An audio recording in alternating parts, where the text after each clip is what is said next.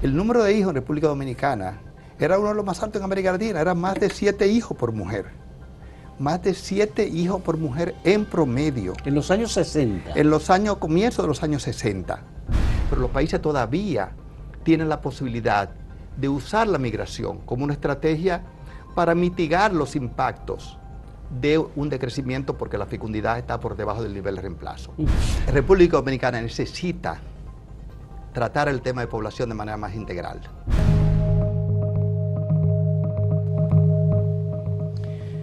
La República Dominicana está padeciendo un problema que no es exclusivo.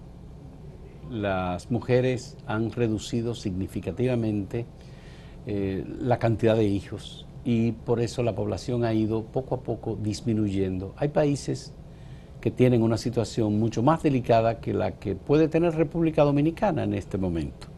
Aquí no hay, digamos, aunque tuvimos en el 2022 un censo nacional de población y viviendas, no tenemos estudios sobre el impacto de la disminución más que comparar los datos existentes entre el año anterior y el año 2023. Sin embargo, tenemos la oportunidad, y para mí es de muchísima satisfacción, de contar con José Miguel Guzmán Molina, doctor en demografía, un intelectual de la República Dominicana que ha escalado posiciones importantes, trabajó en el Programa de Población de Naciones Unidas, el UNFPA, trabajó, bueno, procede de la Universidad Autónoma de Santo Domingo, donde estudió, él es de La Vega, trabajó en CELADE, trabajó en CEPAL, se doctoró en la Universidad de Montreal como doctor en demografía y trabaja ahora en una empresa privada consultora en los Estados Unidos.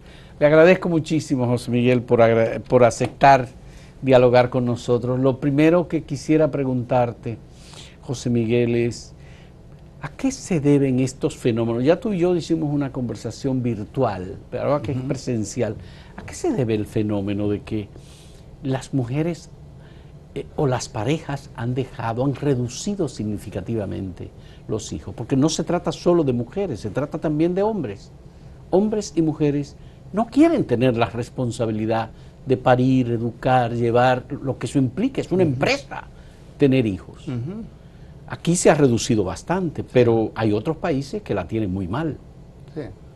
No, así es. Bueno, primero te agradezco muchísimo y es un gran placer estar aquí justo, ya en vivo y en directo contigo, mirándonos la cara y conversando, y no como la otra vez que fue una conversación virtual. Virtual, sí. Mira, lo que está pasando en este momento es el resultado de un proceso que ya viene. República Dominicana, en los años 60, las mujeres, las parejas tenían uno de los valores más altos de la fecundidad. El número de hijos en República Dominicana era uno de los más altos en América Latina, eran más de 7 hijos por mujer. Más de 7 hijos por mujer en promedio. En los años 60. En los comienzos de los años 60. Pero ahí viene un proceso en que ya comienza a las mujeres a decidir, las parejas, a tener menos hijos. Y se fue avanzando a través de un mayor acceso a uso de anticonceptivos. Las mujeres, las parejas pudieron comenzar a implementar mejor eso que estaba pasando en su mente y era, no podemos seguir teniendo 7 hijos, cuando ahora además tenemos la posibilidad de que esos hijos vayan a la escuela. Hay que recordarse que antes de los 60 el acceso, por ejemplo, a la educación universitaria era absolutamente limitado. Pero luego viene un proceso de ampliación de las ventajas para la población más pobre, la población que antes no tenía ese acceso, y ya cualquier persona del país, ya sea campesino, obrero, quería que sus hijos estudiaran, porque se daba cuenta que era la posibilidad de que tuvieran acceso a un empleo mejor, a un mejor salario. Un ascenso social y económico. Entonces ese proceso vino y de repente de 7 hijos se fue pasando a 5, se fue pasando a 4, a 3 y en este momento estamos un poquito por encima de 2. Ahora, lo que está pasando ahora es algo similar y diferente. ¿En qué medida es similar? Y es que la fecundidad en la mayoría de los países ha disminuido mucho más allá. ¿Y por qué es importante? Voy a mencionar un número que es muy importante, que es el 2 hijos por familia. O si lo miramos en sentido más claro, sería 2.1 hijos. ¿Y por qué 2.1 hijos? Porque 2.1 hijos es lo que se le llama el nivel de reemplazo. Ese es el nivel de De reemplazo. reemplazo. ¿Qué significa? 2.1 hijo por cada mujer. Por cada mujer. ¿Y qué significa? ¿Qué significa reemplazo? Reemplazo significa que cada nueva generación que viene hay al menos una mujer que reemplace a su madre, que llegue con vida a la edad que tenía su madre cuando la tuvo, o lo tuvo, bueno, la tuvo esa mujer. Sí. Entonces, no puede ser 2 hijos, porque nacen más niños que niñas. Entonces uno tiene que calcular, si naciera la misma cantidad de niños y niñas, serían 2. Pero como nacen más niños que niñas, nacen menos niñas, entonces por eso se requiere un poquitito más. ¿Y cuál es el asunto? Pensábamos que las mujeres iban a comenzar a seguir teniendo menos hijos, pero que llegando a 2, ahí se quedaría. Ya. Y no es que las personas, los demógrafos pensamos así, las personas que trabajamos, hacemos proyecciones de población, pensamos así. Pensamos que mágicamente la gente iba a tener 2, porque ¿por qué no tener 2? En promedio, porque hay gente que iba a tener 1, a uno ninguno, y otros iban a tener 3 o 4, pero en promedio iba a ser 2. Pero ¿qué es lo que ha pasado en los últimos, sobre todo 20 años? En los últimos 20 años. Y es que de repente, comenzando en Europa y en algunos otros países, en algunos países de Asia, como en Corea, de repente ya las mujeres no tenían 2, ya comenzaron a tener menos. Y Corea en este momento, el valor que tiene es 0.70. Hoy salió una noticia en CNN diciendo justamente que Corea subió la fecundidad en Corea. ¿Cuándo habíamos escuchado nosotros? Subió la fecundidad en Corea. Sí. Yo vi la información. ¿Y cuánto subió? ¿Cuánto de fue? 0.70 a 0.72. Y usted se preguntará, ¿y desde cuándo eso es una noticia? O sea, ¿desde cuándo a un dominicano le podría importar que en Corea del Sur las mujeres tuvieran 0.72 hijos en vez de 0.70? ¿Y sabe por qué eso es importante? Porque en este momento lo que está pasando con la fecundidad se volvió algo demasiado importante en el mundo. Pero Corea estableció un ministerio para estimular el crecimiento de su población. Exacto, pero le tengo malas noticias. Ningún país que ha hecho políticas explícitas de estímulo para subir la fecundidad lo ha logrado. China lo está haciendo. China tuvo una política que fue una política que las personas no podían tener más de un hijo. El hijo único. La política del hijo único. Sí. Y no había forma. O sea, no era una política en que las parejas elegían tener el número de hijos que querían. Podían tener en su mente querer tener 5 hijos, pero no podían tener más de 1. Y parece ser que las que nacían hembras no eran muy aceptadas. Además de eso, entonces, ¿qué es lo que sucede? No solamente tenían menos hijos en promedio, tenían 1, sino que además nacían menos niñas, que son las que iban a reemplazar. Entonces, China tiene en este momento el problema doble de tener una fecundidad muy baja, un poquito no tan baja como Corea, pero muy cercano, pero además con menos mujeres que puedan tener nuevos niños. Es decir, su tasa de reemplazo está por debajo.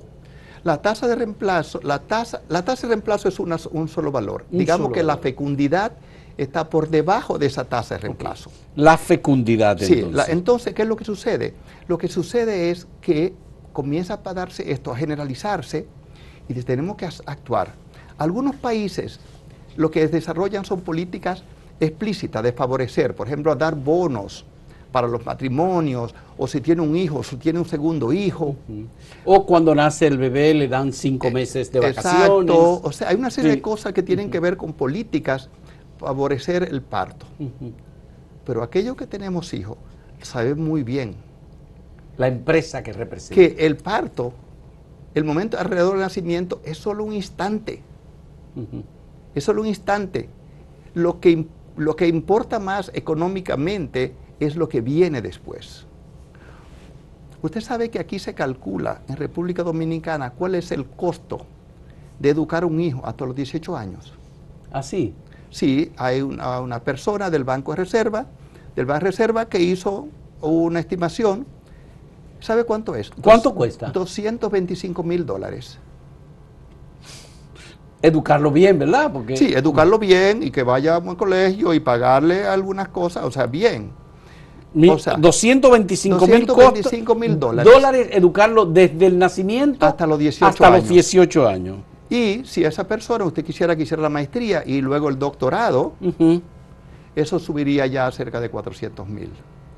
Dígame usted, si a usted le dicen que usted tiene que hacer una inversión de $225,000, usted lo piensa dos veces, ¿verdad? Lo pienso, sí. Parece ser que es eso lo que están pensando las nuevas parejas. Mire, aunque hay un cambio de hábito también. Es muy, una de las cosas es, y yo le digo, si la persona, el demógrafo, el economista, el sociólogo, que lograra descubrir la fórmula mágica para hacer que las parejas tengan hijos en este momento, sería no millonario, sería multibillonario. Porque no sabemos. Los países de Europa están haciendo, han hecho inversiones, no explícitamente. Bueno, hay países de Europa que están disminuyendo significativamente su población. Pero justamente por eso, porque la fecundidad está disminuyendo, la gente está teniendo menos hijos. Y aún con una serie de acciones que no fueron originalmente destinadas a bajar la fecundidad, sino a lograr mayor equidad de género en el hogar, a que el hombre colabore y participe, a que las mujeres en el momento del parto tengan permisos postnatales más largos, que los padres también tengan. Y eso ha sido fantástico para las parejas y las mujeres que viven mucho mejor que las mujeres en nuestros países, que no solamente tienen que trabajar, sino que tienen que, con mucha dificultad, de tratar de criar o mantener un bebé en los primeros meses sin tener prácticamente licencia postnatal. Bien. Y eso sin tomar en cuenta cuando hay dificultades de salud, cuando se presentan incidentes que obviamente afectan la economía familiar muy fuertemente, más allá de la tenencia de un hijo y del costo de educarlo. Exactamente.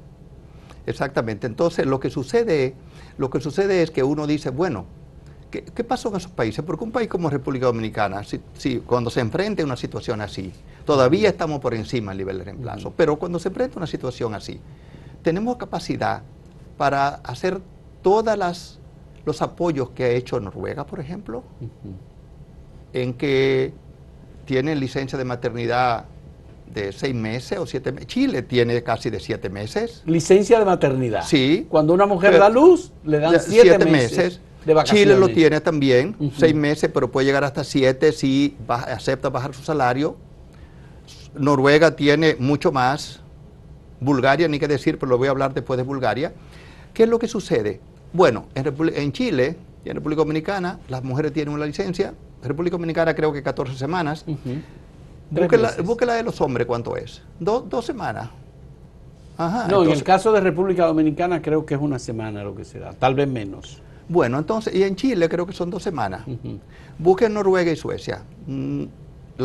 Incluso tienen una licencia de maternidad compartida, que los hombres, las mujeres pueden pasarle parte de su licencia a los hombres para que los hombres colaboren y participen. Y usted dirá, bueno, pero entonces ahí tenemos la solución. Esa es una solución. Sí.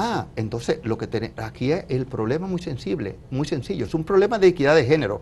Lo que sucede aquí es que la mujer trabaja y además trabaja, llega a la casa y tiene que seguir trabajando. Vamos a cambiar eso. Vamos a hacer la cosa más igualitaria. Eso es lo que han hecho los países nórdicos, que están entre los países que han logrado mayor equidad. Los hombres participan, ¿en qué razón? Los últimos 10 años, los países nórdicos, la fecundidad que estaba un poquito por debajo del reemplazo, pero más alto que los otros países, se comenzó a desplomar. Se desplomó también. Y en este momento no hay mucha diferencia. Entonces, ¿qué hacemos? ¿Qué es lo que pasa entonces? ¿Qué hacemos? ¿Qué ocurre en la mentalidad de las parejas? Mire, te voy a contestar esa pregunta inmediatamente, pero déjame decirte que hay muchos factores que pasan. Obviamente, si un país, por ejemplo, favorecen ciertas políticas para que el costo sea menor, para que haya menos incompatibilidad entre la procreación y el trabajo femenino, eso va a hacer que tal vez no disminuya tanto. No sé si va a hacer que suba. Pero lo que dice, el mensaje que transmiten esos resultados de políticas que prácticamente no funcionan en ningún caso, es que hay algo más profundo. Y esa es tu pregunta. Y eso es lo importante. ¿Qué es eso algo más?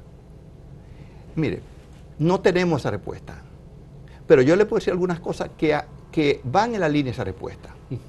Una de las cosas que se ha visto es que uno de los fallos de esas políticas es que se han concentrado en las personas de más de 30 años, 35, que van a tener hijos. Entonces, le vamos a apoyar para que tenga un hijo, para que la mujer no sea incompatible su trabajo, le vamos a dar un bono por un hijo adicional, le vamos a dar esto, pero es que una persona de más de 30 años reduce significativamente su fertilidad. Su fertilidad. Sí, no, ese es uno de los puntos, pero ese no necesariamente es, incluso, digamos, si hablamos de 30 a 35, ese grupo, ¿qué es lo que sucede? Lo que sucede es que lo que está pasando en este momento es una transformación en la decisión de crear una familia o no crear una familia. ¿Cómo crear una familia? ¿Qué tipo de familia va a crear? ¿Cómo entra tener hijos o no dentro de ese proyecto?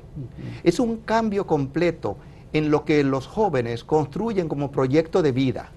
Antes para nosotros, y todavía en muchas sociedades, sigue siendo, es decir, a nadie se le ocurre, ¿cómo no? Usted se va, los padres quieren que sus hijos se casen, tengan hijos, los eduquen, y etcétera, etcétera. ¿Hay información estadística de la reducción de los matrimonios? Claro. En todos los países, por ejemplo, en todos los países de Europa, en todos esos países y en América Latina, hay una reducción notable. Pero no solamente reducción de los matrimonios. De las uniones formales nupciales, ¿verdad? Sí, pero no solamente eso, sino que uno de los elementos importantes es que cambió el formato. En República Dominicana estábamos acostumbrados que el 60% de las uniones eran uniones consensuales. Consensuales, siempre fue así, y cuando yo recuerdo que hacíamos estudios comparando a República Dominicana, era como...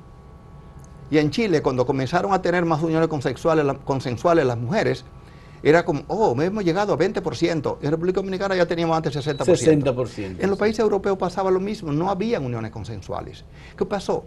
La gente comenzó ya no a casarse como antes, sino a convivir previamente. A convivir previamente. Y ver qué pasaba. Como pasa ahora con los jóvenes, que ellos conviven, exacto, se mudan juntos en un noviazgo que al final podría terminar en matrimonio. Exacto. Entonces, ¿qué es lo que sucede? Al postergar ese proceso, la sola postergación tira para abajo la fecundidad, por dos vías. Por la que decías. Si una mujer pasa 35 años, su fertilidad, es decir, su capacidad biológica de concebir, disminuye. Y aún con los mejores avances de fertilidad asistida, muchas mujeres que desearían tener hijos no lo pueden tener porque no hay caso, o no tienen óvulos suficientes las mujeres, o el hombre tiene también alguna dificultad. Y aún así luego puede ser inseminación, digamos, o sea, fertilización in vitro y todo eso, pero eso sigue siendo todavía muy caro. Entonces, muchas mujeres que hubieran deseado tener hijos no lo tienen porque postergaron. Esa es una vía. Pero la otra vía es puramente aritmética, si usted quiere. Ponga usted que de un año en República Dominicana decidan la gente, los agricultores, que van a descansar, no van a trabajar por 3 años. La producción agrícola disminuye en un 30%. Y después recuperan de nuevo, comienzan a trabajar igual. Pero esa hambre que la gente pasaron ahí, no le va a desaparecer porque ahora comienzan a comer. Esos niños quedaron desnutridos en esos 3 meses, sí, le va a costar mucho recuperarse. En la fecundidad, sí. Si las parejas dejan de tener hijos por un momento y lo postergan, aunque tengas en esos hijos en el futuro, se va a producir un hueco. Y ese hueco se va a traducir 25 años más tarde en un hueco en los hombres y mujeres a los 25 años que llegan ahí. Parece que hemos llegado a una especie de mundo ideal creado por Malthus y por los conspiracionistas. Es decir, hay que disminuir la cantidad de población porque los alimentos no van a ser suficientes y porque obviamente tenemos que buscar la manera de aumentar el número de guerras y de eliminación de seres humanos para que el mundo sea vivible. Te pregunto, ¿los conspiracionistas se sienten ya, y yo sé que tú debes conocer todas esas teorías, satisfechos con lo que estamos teniendo ahora? Mira, es que hay diferentes, como tú sabes, diferentes tipos de conspiracionistas. Hay algunos que dicen mentira y hay otros que también. Sí, todos. Es decir, sí. Mira, lo que sucede es lo siguiente, en este momento lo que está pasando es que, y no solamente de los conspiracionistas, porque como yo te decía, en este momento la demografía se volvió la disciplina científica más importante, está al centro de las grandes discusiones mundiales. No solamente de los organismos internacionales, sino de las grandes empresas de consultoría, McKinsey, y Forbes y todo eso, los diarios, los New York Times, The Guardian, todo eso, incluso Wall Street Journal. La Asamblea General de Naciones Unidas te invitó a ti el año pasado y ofreciste una conferencia a la Asamblea General de Naciones Unidas. Exacto. Bueno, y entonces hay un interés creciente. ¿Por qué? Porque hay un temor, hay mucho temor. Y cuando hay un temor, una persona que no bien intencionada va a agarrar eso para promocionarse y ganar adeptos, es decir, ganar dinero a través de tener más likes, más suscripciones. Muy cerca del presidente de Estados Unidos hay uno que plantea la teoría de la repoblación mundial. Incluso compareció en una rueda de prensa un día con un hijo cargado. Él dice que todo el mundo debe tener 10, 12 hijos. Y claro, él aparece como el hombre más rico del mundo también, tiene amplios negocios, pero él está, digamos que, impulsando una agenda, aunque dice que destruye, que trata de evitar una agenda que antes tenía el gobierno de Estados Unidos, plasmada en asambleas de población y desarrollo a nivel de Naciones Unidas, como las asambleas del Cairo, las asambleas de México, las de diferentes lugares. Sí, bueno, lo primero es decir, Naciones Unidas son los países, y los países acuerdan cosas. Cuando alguien dice, no, eso es Naciones Unidas, eso no es Naciones Unidas, pero esos son los países que sentados discuten, y discuten a veces muy acaloradamente, y a veces llegan a acuerdo y otras veces no. Y cuando llegan a acuerdo, eso sale.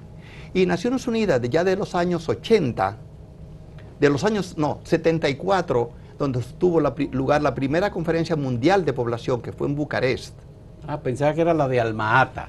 La de Alma-Ata fue de salud, de atención primaria en salud. Ah, atención primaria en salud. La de población fue en el 74 en Bucarest. Y luego en los 80 en México. En México. 80, y luego en el Cairo. Y luego Beijing.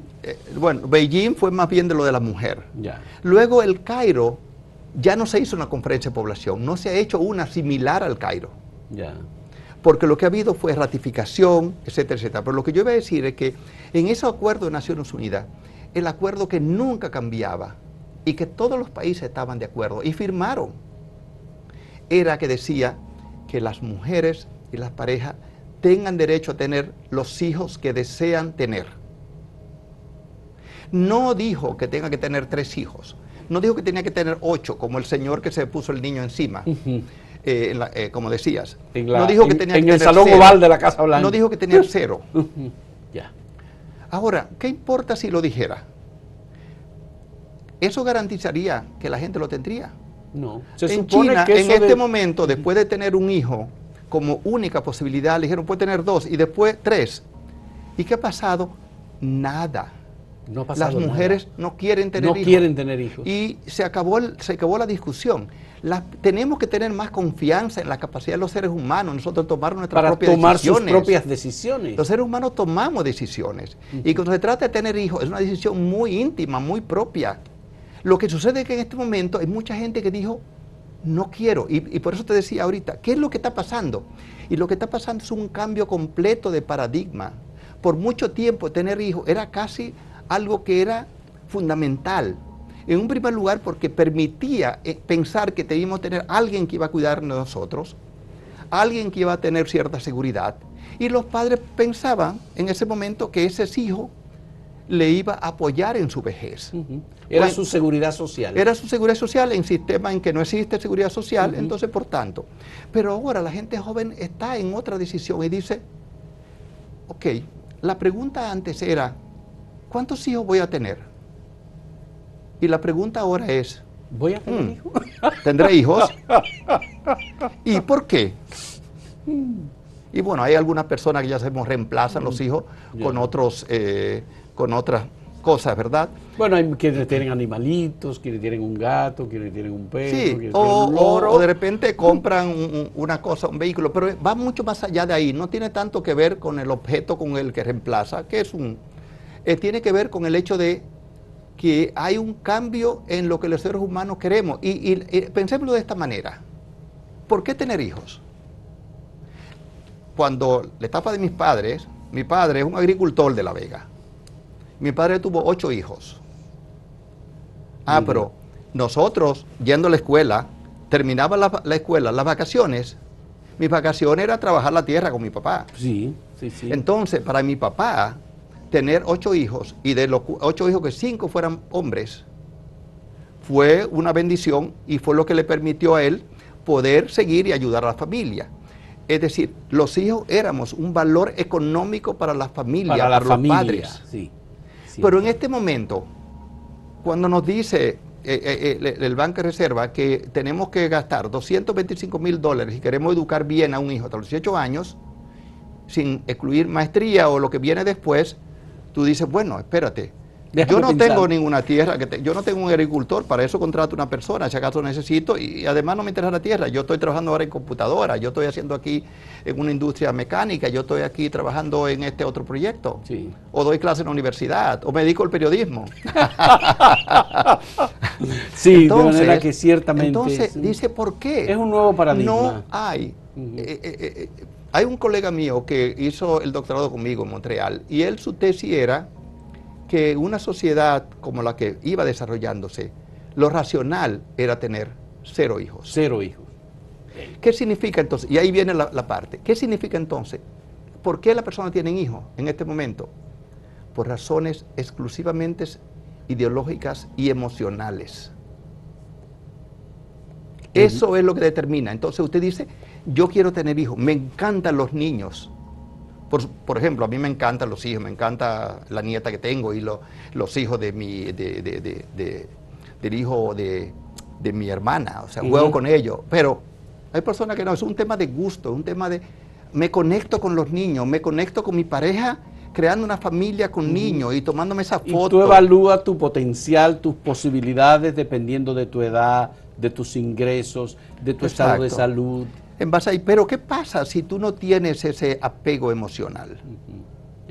¿Qué pasa si esa ideología que tienes tú no va con eso? Busca sustituir. En una sociedad en este momento en que lo que se valora son otras cosas. Sí. Esta es una sociedad que valora tu éxito. Esta es una sociedad que valora los likes que tiene en Facebook, en Instagram, en TikTok. ¿Entiendes? Sí, y en una sociedad que valora eso, no podemos esperar que la gente va a querer. ¿Por qué? Entonces, el punto, la respuesta es, y lo que tenemos que averiguar es, ¿qué hacemos para que cuando las parejas, las mujeres, los jóvenes se hagan esa pregunta, ¿por qué? Tengan una respuesta que sea adecuada para ellos y adecuada para la sociedad. Excelente. Pero tampoco podemos imponerle a los jóvenes la obligación de que entonces tienen que tener hijos, porque si no, aquí hay un problema. Además, ahí viene otro punto que tal vez... Pero lo vamos a tratar... Lo vamos a tratar... Después de la pausa. Después de la pausa. Gracias. Vamos a hacer una pausa en este diálogo con José Miguel Guzmán Molina, doctor en demografía, ya han visto. Yo quiero que José Miguel me diga cómo fue recibida tu conferencia en la Asamblea General de Naciones Unidas el año pasado sobre este tema de población. Nosotros en Acento lo publicamos, completa la conferencia, que se produjo en inglés, pero hubo una traducción al español. Volvemos en un momento con José Miguel y para que él nos ayude a entender cuál es la preocupación de los países a nivel global.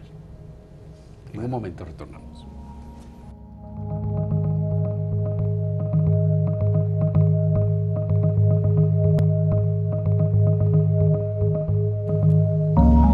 Bien, José Miguel, ¿cómo se recibió tu conferencia en la Asamblea General de Naciones Unidas el año pasado sobre el tema de población? Bueno, fue una oportunidad única para mí. Me sentí muy contento de estar ahí. Y fíjate una cosa que me pasa. Cada vez que me toca un evento así, hay 2 cosas en las que pienso en ese momento. Pienso en mis padres y todo lo que batallaron por levantarme a mí y a mis hermanos. Los que invirtieron para que tú fueras el intelectual que tú eres hoy. Y no fueron $228,000 porque no lo tenían. Pero pienso en lo que yo le debo a mi país. Sí. Yo me senté ahí y yo digo, yo soy José Miguel Guzmán, y aquí me presentan como José Miguel Guzmán, no como dominicano, porque era una conferencia digamos, era una posición técnico-político. Técnico-político pero científica. Mi corazón en ese momento era decir, esto es para ti, República Dominicana.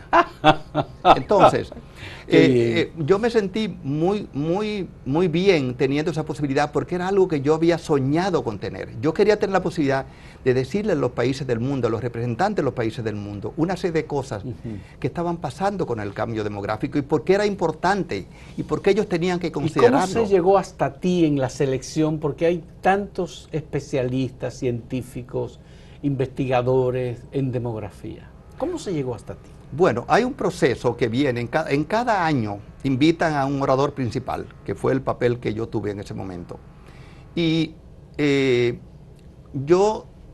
cuando estuve trabajando para Naciones Unidas en Nueva York, yo participaba en muchas actividades.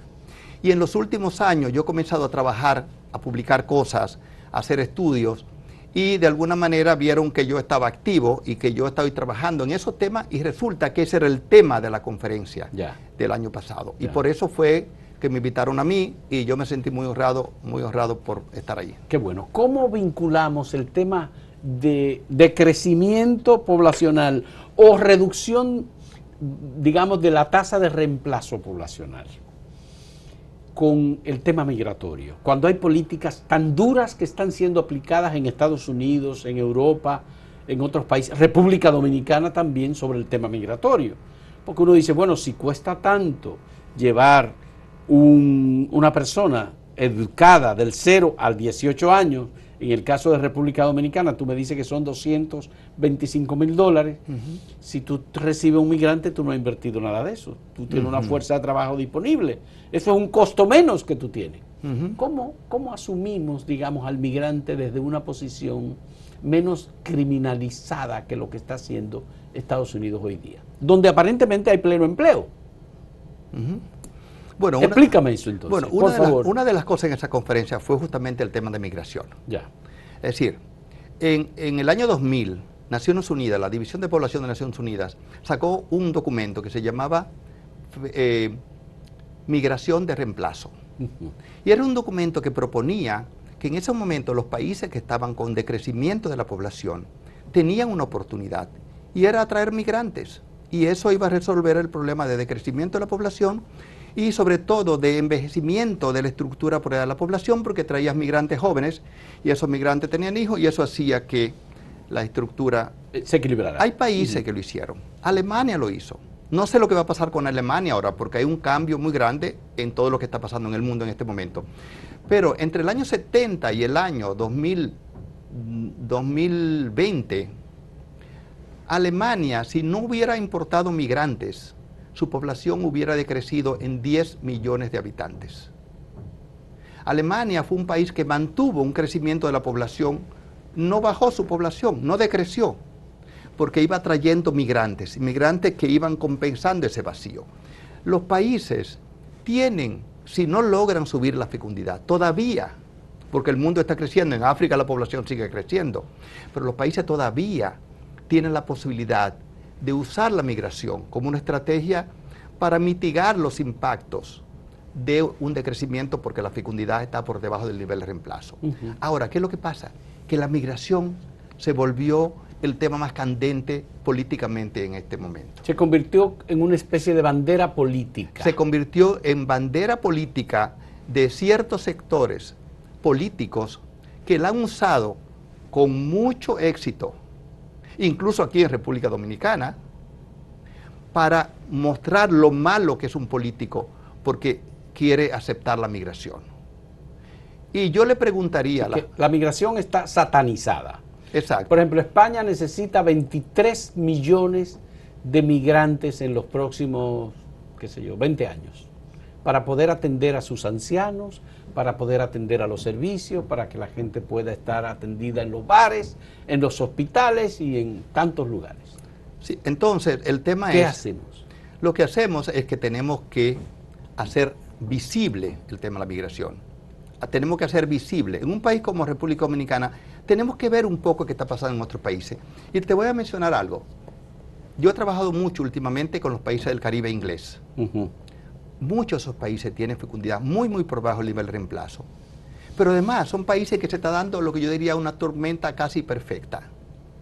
Una fecundidad muy baja, una mortalidad que está más o menos ahí, que es lo que contrabalancea un poco, pero una migración, sobre todo inmigración de jóvenes, muy grande. Entonces, ¿qué es lo que está pasando? Esos países no solamente están perdiendo población porque las mujeres tienen menos hijos, sino que están perdiendo población por la inmigración. ¿Y sabes qué? ¿Qué diferencia con República Dominicana tienen? Muchas. Son países que fueron colonizados por los ingleses, no por los españoles, son situaciones muy distintas, pero tienen una característica muy particular que le va a llamar la atención. Sí. Ninguno de esos países comparten sus islas con un país que sea más pobre. El caso de República Dominicana. Entonces, ¿qué significa? Esos países no tienen ninguna opción de inmigración y están batallando, y el reto mayor que tiene Dominica, Montserrat, Jamaica y muchos otros países es que no saben cómo van a traer migrantes para compensar ese hueco que tienen, porque las mujeres tienen menos hijos y porque los jóvenes se le van. Nosotros todavía tenemos opciones, porque nuestros migrantes van fuera. Hay migrantes dominicanos que van hacia fuera, otros países. Y tenemos nosotros una migración de reemplazo que viene de Haití, que es la que reemplaza parte, porque obviamente la característica de los dominicanos, ni en términos digamos, de idioma y en términos de historia, son diferentes, claramente. Pero eso es lo que tenemos. Lo que quiero decirte con esto es que en muchos casos, a veces no vemos que lo que estamos viviendo es real. En Estados Unidos, de repente, no se ve, o ciertos políticos, o políticos que en este momento dirigen al país, no ven que si sacas a todos los migrantes, la economía no va a funcionar. No lo vemos.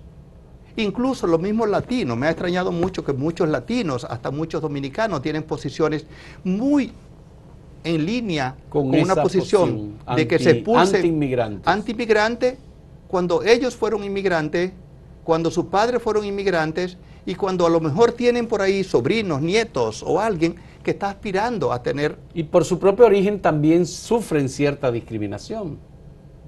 Sí. Yo le recomendaría a las personas que tienen alguna duda existencial sobre si la migración es mala o buena, que se hagan el examen del ADN. ¿Ah, sí? ¿Sí? ¿Y por qué el examen de ADN que tiene? Yo me hice el examen de ADN. Lo primero que encontré que tenía un 13% taíno.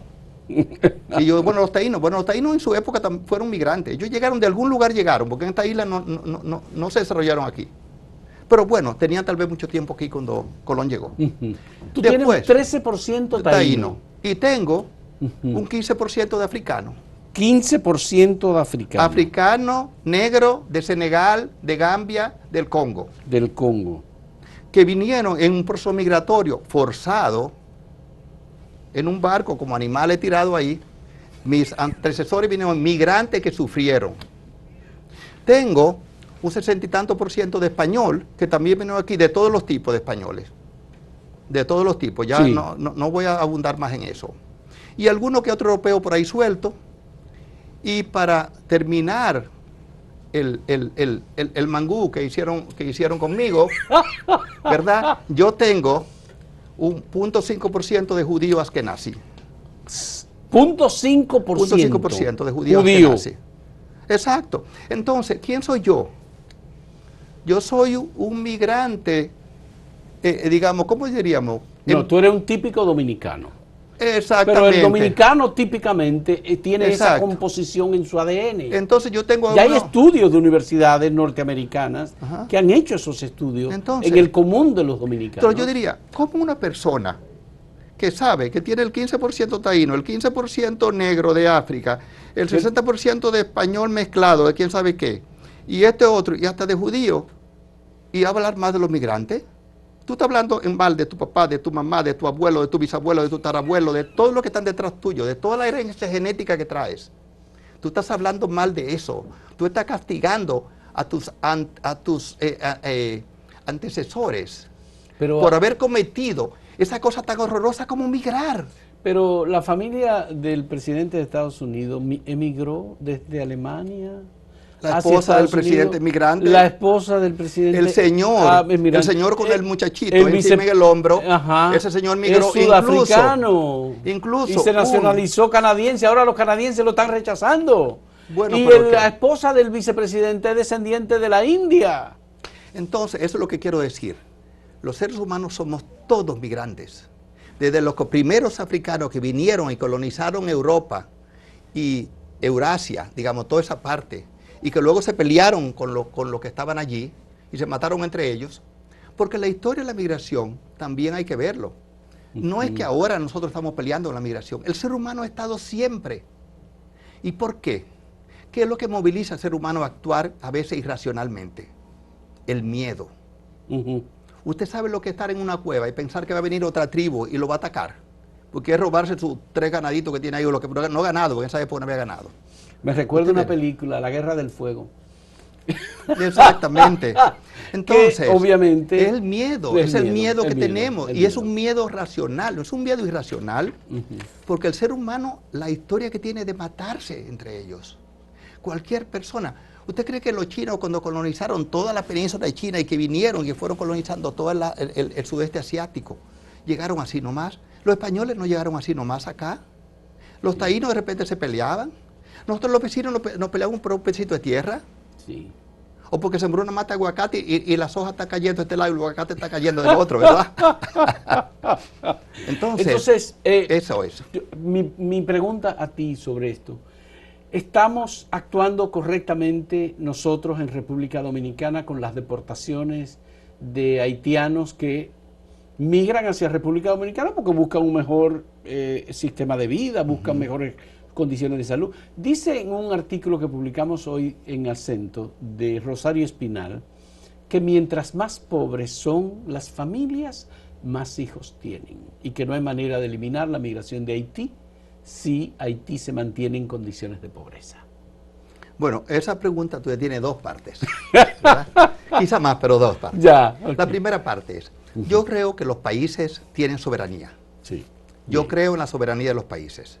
Y un país soberano tiene la capacidad, y tiene que tener la capacidad para determinar quién está o no está dentro de sus fronteras. Ya. Eso ya no tiene discusión. Eso no tiene ninguna discusión. No tiene discusión. Los países establecen políticas y tienen, ponen en práctica esas políticas. Y para eso existen leyes que reglamentan la forma en que eso se hace.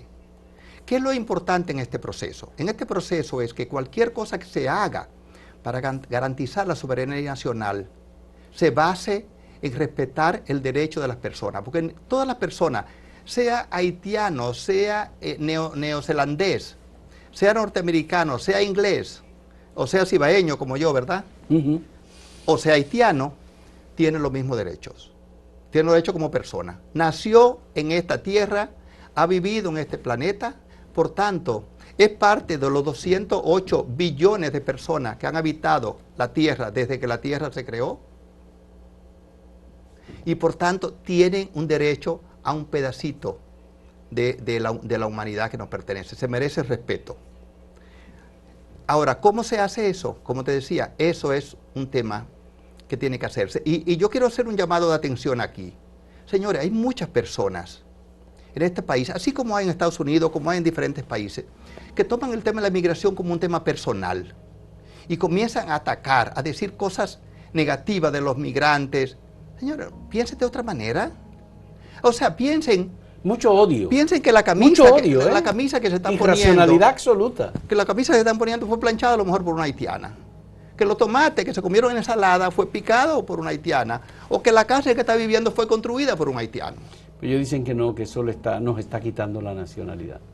Bueno, está bien. Yo diría que República Dominicana tiene que hacerse la pregunta. O sea, si no tuviéramos Haití al lado, como pasa con el resto de las islas del Caribe, la población estaría descendiendo en este país por la inmigración. Porque la fecundidad no sería suficiente, el libre reemplazo para atraer mucha gente. Y la gente se está yendo. Este país, ¿qué haríamos nosotros con una población en descenso? ¿Vamos a traer, de qué país vamos a traer? Pero ¿lograremos sustituir la mano de obra haitiana en la industria, agroindustria, en la construcción, en los servicios, como los tenemos hoy día?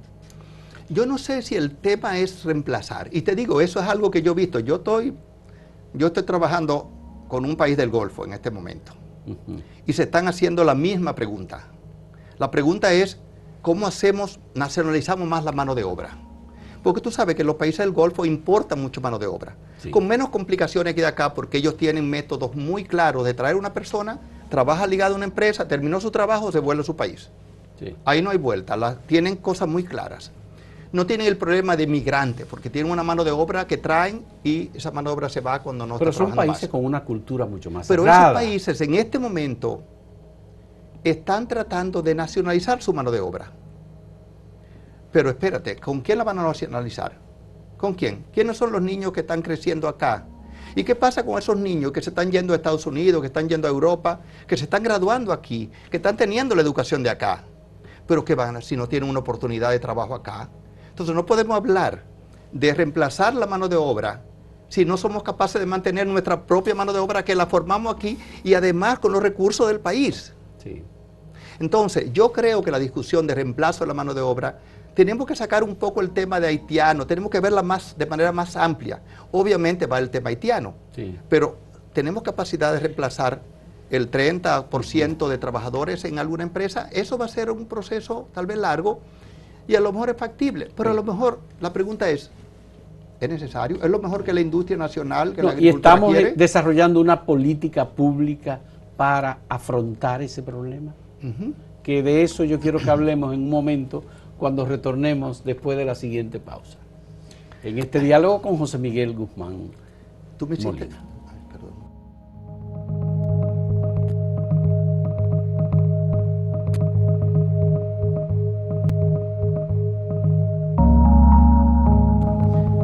Yo no puedo perder la oportunidad en este diálogo con José Miguel Guzmán Molina de preguntarle sobre la situación de República Dominicana en materia de planificación poblacional.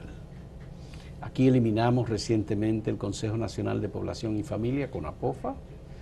Profamilia es una institución del sector privado que ha estado trabajando en estos temas, estudiando estos temas, pero ha disminuido todo el tema de población. Ahora se dedica a la parte de servicios y me gustaría algún tipo de observación sobre población y desarrollo como fenómenos del desarrollo de República Dominicana. Ahora que estamos tomando incluso políticas públicas en expulsión de migrantes, estamos incluso con una cantidad de migrantes expulsados por semana. Ujú.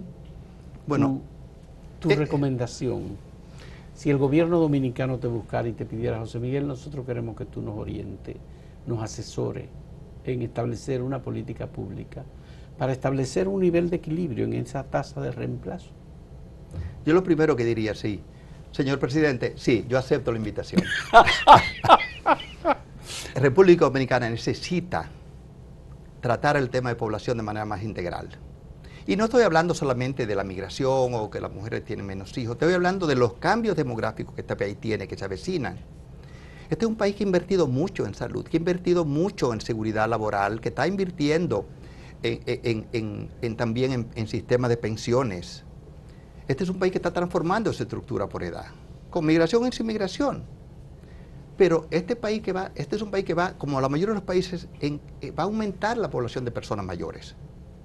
Hay una cobertura de esa población en este momento que obviamente se está tratando de que se aumente esa cobertura para que la carga impositiva del futuro de la población de personas envejecientes sea menor. Pero tenemos que saber qué es lo que viene. Tenemos que tener ejercicio de modelación de población. ¿Qué pasaría si el país hace mayor inversión y logra estos cambios de tal manera que aumente la participación laboral, la productividad aumente? Eso podría tener algún impacto.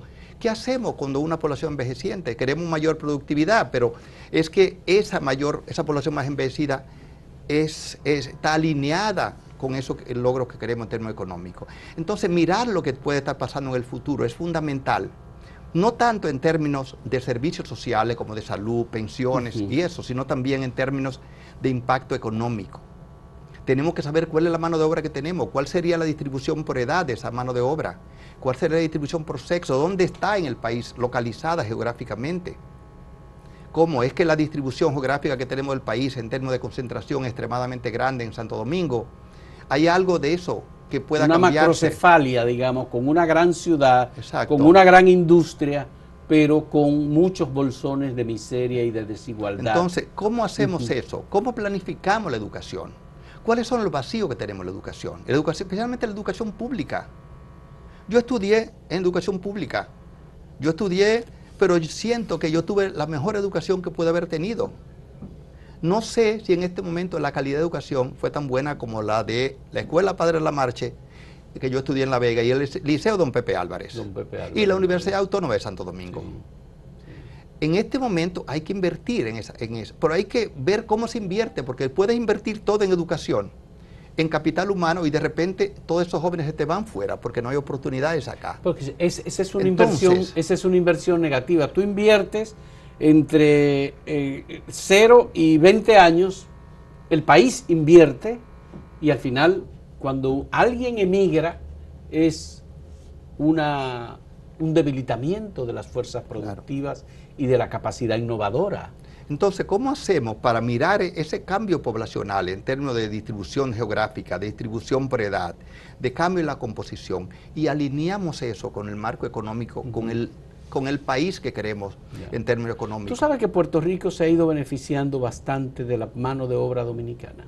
Pero obviamente, igual que Estados Unidos, igual que los países que ha recibido. En España, una de las grandes ventajas de la migración española, mucha de ella dominicana, es que comenzó a nutrir el sistema de seguridad social, donde ya había un hueco. ¿Quién iba a contribuir si no hay una población que esté en edad de trabajar trabajando? Llegan los migrantes, no son solamente que están beneficiándose del sistema español, están aportando la seguridad social española, que está pagando los actuales españoles que están jubilándose. Es decir, es esta intersección entre la población, la economía, lo que hace que un país pueda sacar el mayor beneficio. En estos momentos, República Dominicana todavía está viviendo un periodo que se llama de dividendo demográfico. ¿Por qué? Porque la población en edad de trabajar todavía está subiendo. En muchos países no es así, no está subiendo la población en edad de trabajar. Y todavía aquí sí, los envejecimientos están subiendo, pero no tan rápidamente. Entonces tenemos una ventana de oportunidades que tenemos que aprovechar. ¿Cómo aprovechamos bien esa ventana de oportunidades para invertir? Por eso es que se requiere de una institucionalidad. Tú mencionaste CONAPOFA. CONAPOFA fue una institución muy activa en un primer momento, pero CONAPOFA hay que aceptarlo, se volvió una entelequia. CONAPOFA no podía hacer nada, ni hizo nada por muchos años en términos de esto. Hizo muchas cosas, pero no hizo en el sentido de ser una institución que valide una política de población. Pero el Estado no tiene ningún mecanismo, puede ser que lo sea el Ministerio de Planificación, Desarrollo, Economía, Planificación y Desarrollo, pero este ministerio está en fusión con el Ministerio de Hacienda. Entonces, no hay ningún organismo estatal que esté poniendo atención al tema poblacional. ¿Sabe qué están haciendo algunos países, los países del Caribe, países del Golfo? ¿Qué experiencia? Están creando una institucionalidad muy pequeña, porque no se puede crear una burocracia que ahora estuvo en un contexto en que el país está tratando de minimizar la burocracia. No puedes proponer una nueva burocracia, pero un ente, digamos, pequeño, con personas altamente capacitadas, que movilizan recursos de investigación, movilizan recursos de datos de las universidades, de los centros de investigación. No se dedican necesariamente a hacer ellos investigación, pero ese comité, que en algunos casos se le llaman Comité Nacional de Población, en muchos de esos países, dígame, le digo, ¿quién lo preside? La máxima autoridad del país. ¿El presidente de la República? O el nombre que tenga, en los países del Golfo no se llama presidente de la República. Puede ser un primer ministro, es la autoridad mayor. La autoridad mayor. Exacto. Entonces, eso es lo que se requiere. No se requiere una institución grandísima. Se requiere algo pequeño que tenga en su capacidad para primero entender lo que está pasando, nutriéndose las investigaciones que el gobierno puede financiar, puede apoyar a través de diferentes mecanismos. La sociedad civil, las empresas pueden colaborar para fomentar esa investigación que nutre eso. Y eso llega, pero para terminar, y eso llega a la persona que maneja esa gran decisión, conjuntamente con los consejos de ministros, y ahí se toma la decisión final. No se requiere que sea una cosa que dure, basta con que se reúnan 4 veces al año. Ese comité por media hora para que le ponga el sello al trabajo que te hace ese comité pequeño, que no debería tener en un caso más de 6 a 10 personas. Eso es lo que se requiere. En un escenario de presión política, de odio migratorio, ¿es posible crear una un ente de investigación o que haya disposición para abordar públicamente estos temas? Bueno, primero no sería un ente de investigación, sería un ente Que motorice, que motorice y que las investigaciones. Mire, en este país, una de las cosas impresionantes de República Dominicana es que tiene una cantidad de profesionales altamente capacitados, con formación de diferentes lugares del mundo, con maestría, con doctorado, de las mejores universidades del mundo. Este país tiene recursos humanos de capacidad suficiente, personas que no están basando su información en Facebook, en TikTok o en Instagram. Son personas que están basando su información en estudio, son personas altamente capacitadas. A mí incluso me da mucha satisfacción ver el nivel de la mayor parte de los ministros de Estado aquí en este país en este momento. Qué bien, qué bien. Es un nivel muy elevado. En este país se puede Pero trabajar a nivel elevado. Tenemos investigadores, demógrafos, profesionales, hombres y mujeres de una capacidad y de una calidad verdaderamente impresionante. Mire, ahí lo único que se requiere es tomar la decisión. Y yo creo que el señor Abinader, señor presidente Abinader, tiene todo en sus manos para poder tomar esa decisión. Qué bien. Para apoyar a su gobierno y para apoyar a este país. Qué bueno. Muchas gracias, José Miguel. Muy agradecido de José Miguel Guzmán Molina, doctor en demografía, exfuncionarios de UNFPA, de CELADE, de CEPAL, de Naciones Unidas, ahora trabaja en una consultora internacional en Estados Unidos.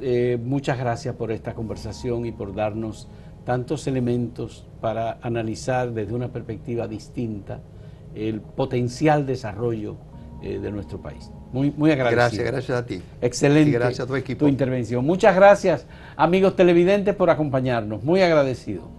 Hasta luego.